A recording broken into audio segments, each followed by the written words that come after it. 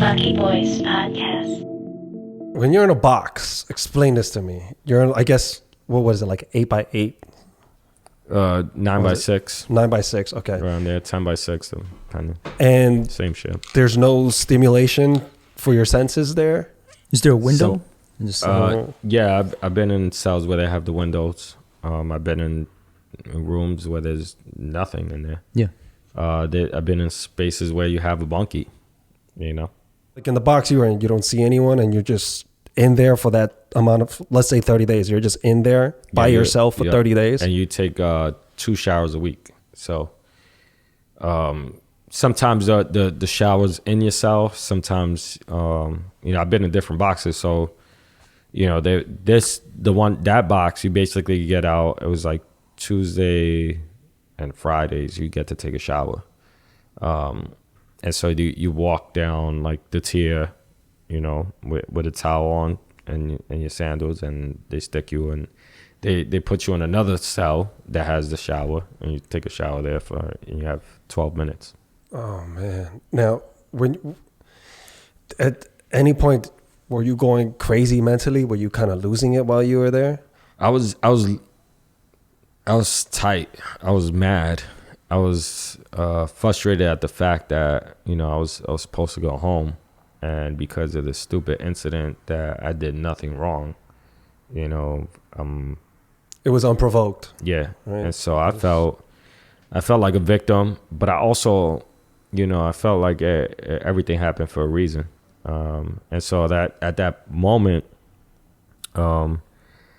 I remember in my cell when I was placed in, I was pacing back and forth, and this officer comes up to my cell, and they, where they feed you the food is a slot, and so they open up the slot and he passes me, a few envelopes, paper, and they have like this like bendable pen, and so I grabbed that and I started writing a letter to my family, letting them know I'm not coming home.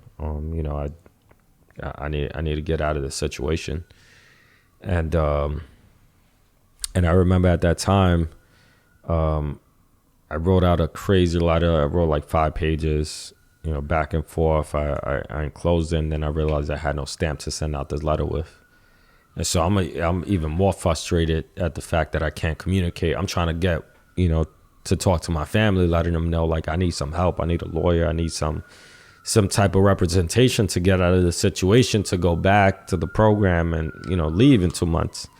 And so the cops is coming. But it was a frustrating time where I was like banging my head on the wall. And like literally? Yeah, literally. I sat on my bed and I was just banging my head on the wall.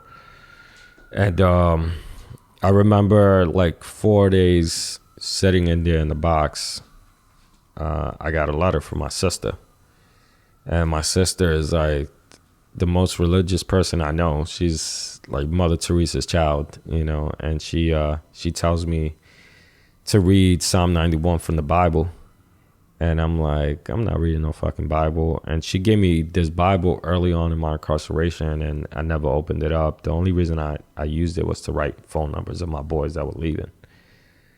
But I never read it. And she tells me to read this. And the only thing that follows you around in your whole prison sentence, whether you go to the box, wherever prison you go to or you get transferred, is your Bible. They can't take that away. They can't take away your religious items. And so I had this Bible, and out of boredom, probably sitting in the cell for like a week, I decided to open it up.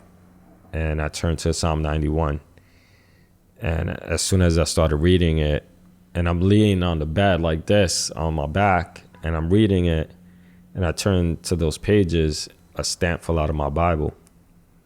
And it was a stamp that I needed to communicate with my family, to let them know that I'm not coming home, like that whole letter that I wrote out, And I felt some type of hope.